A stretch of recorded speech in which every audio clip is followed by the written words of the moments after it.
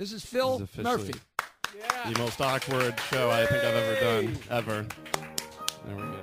All right, beautiful. I'm happy I can hear myself in these little headphones. That's great. Well, you guys were talking about pot a little bit earlier. So I think I'm between two pot heads right here. And I like something happened to me recently. I was smoking pot with some friends of mine, and we were like in a circle, like kind of like this, and we were smoking a joint, and the rotation of the joint was going to the left, like the puff, puff, pass, everything.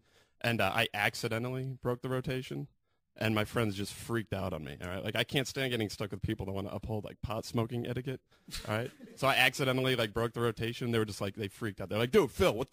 Dude, 2 hits and we're passing it to the left, man. 2 hits, we're passing it to the left. What the fuck are you doing? Drugs? Sorry for the lack of courtesy. Real sorry on that one. I'll remember that for next time. Funny story. Some of you guys in the room might appreciate this. I was walking past this restaurant over on 31st Street. I don't even know if you guys know it exists. It's a Thai restaurant called Joey Thai. Like Joey, like the name Joey. Like, that's ridiculous. I didn't go into Joey Thai for the same reason I would never go in Chang's Italian Deli. It just wouldn't make sense. But all I could think about when I walked past Joey Thai was like a bunch of Guidos that love Thailand just decided to open up their own Thai restaurant. Like you roll in there, just reeks of Armani cologne and peanut sauce. Yeah. It's like, hey, don't walk into Joey Thai. Hey, don't walk into Joey Thai. What you want, chicken pad Thai, shrimp pad Thai, maybe a pad duck, pad nan, ain't no pad. I don't know what that pad is, but I fucking love it because it's Thai. Joey Thai, Joey dinner. What I expected. It's like Staten, Thailand. I think that's what they should have called it, Staten, Thailand. It's a little catchier than Joey Thai. I'd actually go in if it was called Staten, Thailand. That's what we're talking about now. That's great. You're rolling. I'm rolling. Had a breakthrough recently. I fit into a Magnum condom. I never thought that was ever going to happen. I was with this girl, and she's like, do you have a condom? I'm like, no. And she goes to her desk. She pulls out a Magnum. I'm like, what am I, a power forward? I can't fucking fit into that. Like, who are you fucking? And she's like, put it on. And sure enough, it fit. I couldn't believe it. Like, I was like, I didn't even want to have sex with her. I was like, can I just enjoy this moment that I fit into this huge condom? Like, you have any John Legend we can listen to? Because I should be listening to that a lot more aggressively than I am right now. All right. Hey, there it is. Boom.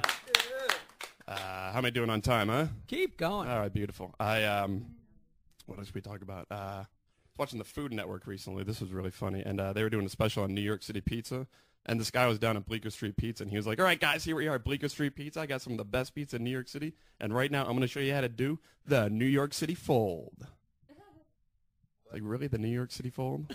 And all this time, I've been doing, like, the fucking Syracuse fold? Like, isn't it the fold that everybody knows how to do, no matter where in the world you are? What an asshole. It's like I didn't need New York City to show me that pizza can be malleable. I'm pretty sure I figured that one out the first time I ate pizza.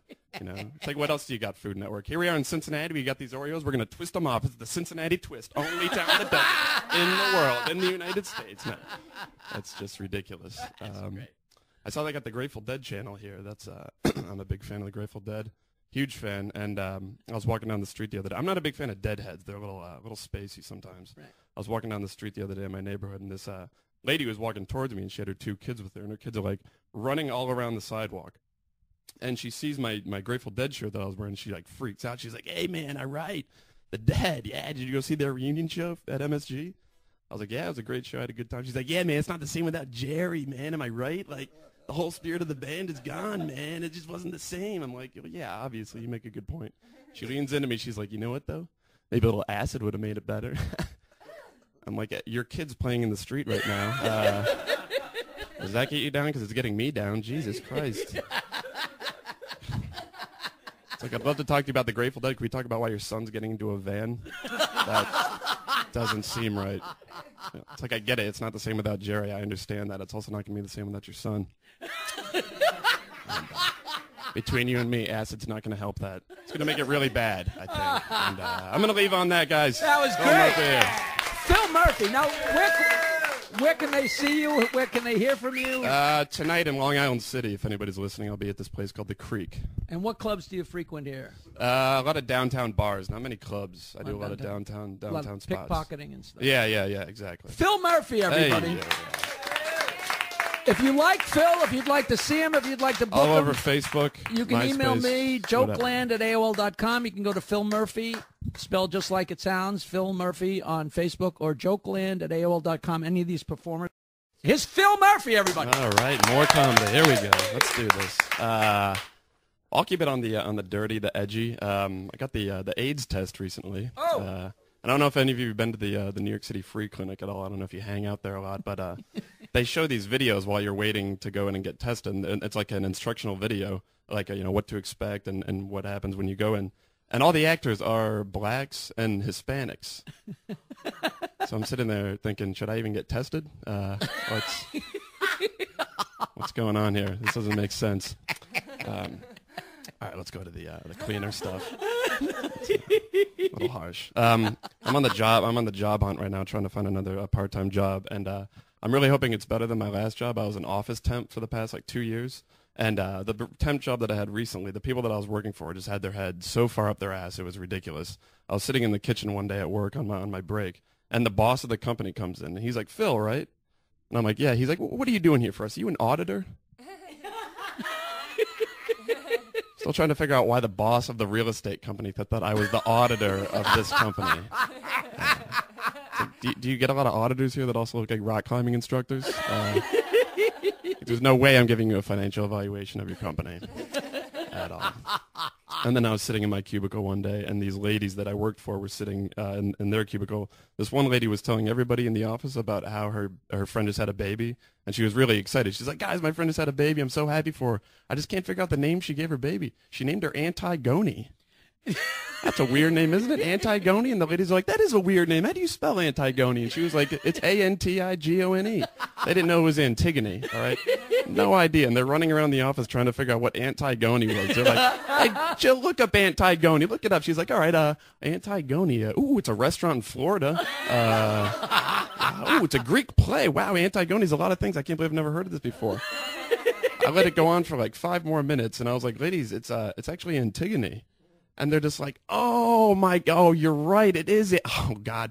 Phil just said it's Antigone, ladies. It's Antigone. That's what it is. God, I can't believe we thought it was Antigone." I'm like, "Yeah, I can't believe I'm the temp."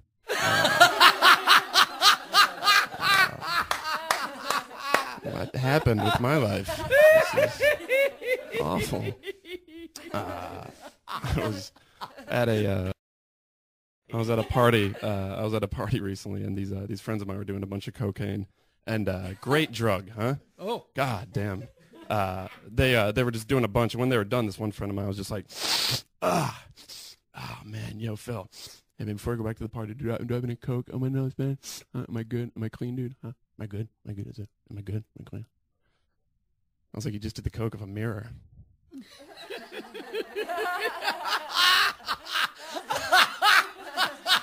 It's like, "Are you good? Why don't you look down?" You're retarded. It's like, "What do you shave in front of a fucking bookcase?" I'm going to end it on that one. I like that joke. That was great. How we doing? That was great. Pleasure. Thank you. They said that there was in Mackenzie Phillips' book, right, that John Phillips used to have parties, and he had midgets at the parties with mirrors on their heads. And they would walk around so people could snort coke off the midgets' heads.